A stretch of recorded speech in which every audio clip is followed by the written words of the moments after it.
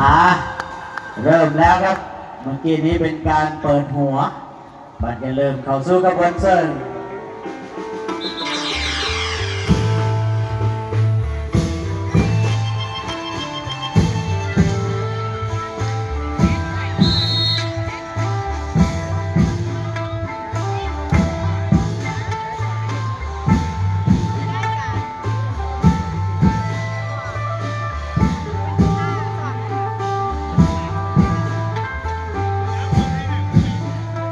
สำหรับกินนารีนะครับมาในชุดเสื้อสีชมพูสีกุหลาบ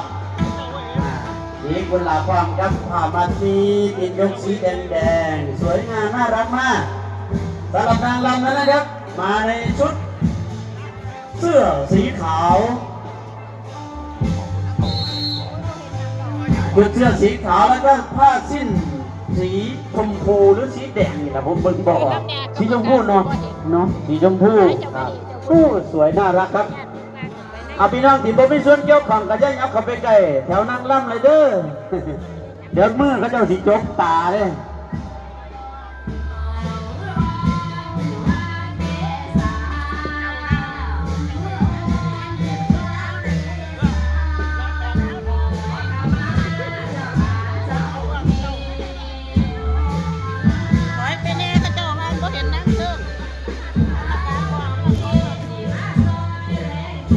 บ่เห็นนาง